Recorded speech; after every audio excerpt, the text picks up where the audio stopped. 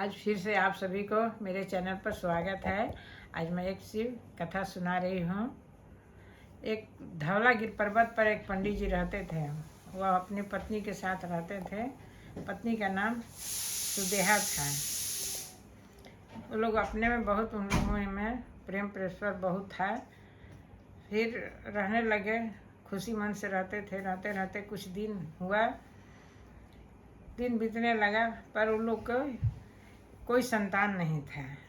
इसलिए उन लोग के मन में बहुत दुख था। कितना दिन हो गया हम लोग के पास, हम लोग को एक संतान भी नहीं हुआ। तो पंडिताइन जी ने बोले कि पंडित जी चलिए ना, किसी ज्योतिष के पास हम लोग चले दिखाएं कि हम लोग के भाग में संतान है कि नहीं है। बोले ठीक है चलो। गए वो लोग ज्योतिष के पास। तो ज्योतिष से बोले कि देखिए ना, से इतना दिन शादी का हो गया, अभी तक हम लोग को कोई संतान नहीं हुआ है। तो पंडित ज्योतिष जी अपना देखे ज्योतिष विद्या से, तो उनके भाग में संतान नहीं लिखा था। तो वो तब ज्योतिष बोले कि आपके गर्भ से कोई संतान पैदा नहीं होगा। ये बात सुनी तो बहुत पंडिताइन के बहुत मन दुखित हुआ। तो फिर बोलने लगी कि ठीक है पंडित जी, आप दूसरी शादी कर लीजिए।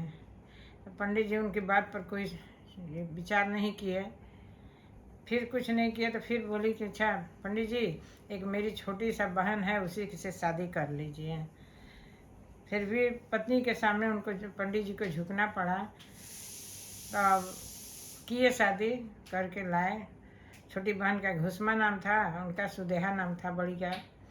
तो आए, लेकिन जो घुसमा थी बहुत शिव जी का भक्त थी, बहुत पूजा पाठ करती थी।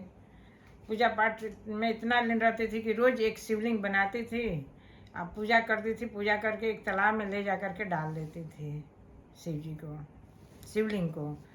इसी दिन बीतने लगा। कुछ दिन के बाद उनको एक सुंदर सा बालक पैदा हुआ। बालक पैदा हुआ तो बहुत घर में खुशी था। दोनों बहन में भी बहुत प्रेम सब था, मिलजुल के अपना लोग रहती थे। फिर धीरे धीरे लड़का भी बड़ा हो गया। बड़ा होने के बाद उसका शादी ब्याह भी लोग किया, घर में बहू आई। कुछ दिन के बाद जो सुदेहा थी बड़ी वाली, उनको मन में कुटिल विचार आने लगा कि इस घर में तो मेरा कुछ है ही नहीं, जो है से सो घुसमा का है, मेरा क्या है, मेरा पति पर भी तो उसी का अधिकार है। इस सोच विचार करते करते दुखित रहने लगी। कुछ दिन के बाद ऐसा मन में आया कि कुछ रात गया तो उस बेटा को वध कर दिए। करके ले जाकर जिस तालाब में घुसमा ने ये शिवलिंग ले जा करके रखती डालती थी, उसी में ले जा करके बालक का शव को डाल दिए। गांव में घर में पूरा हाहाकार मच गया कि पंडित जी का लड़का का कौन वध कर दिया।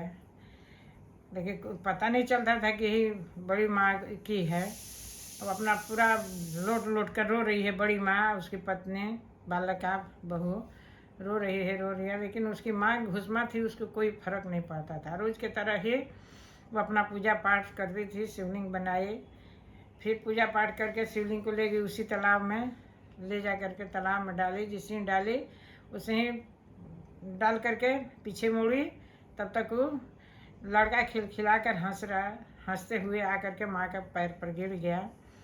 गिरने के बाद देखी तब सोची कि लगता है कि मेरा बालक कहीं नज़दीक से ही घूम करके आ रहा है। तब उसी समय शिव जी प्रकट होकर अपना त्रिशूल से उस जो सुदेहा थी उसका गला ये घोटना चाहे।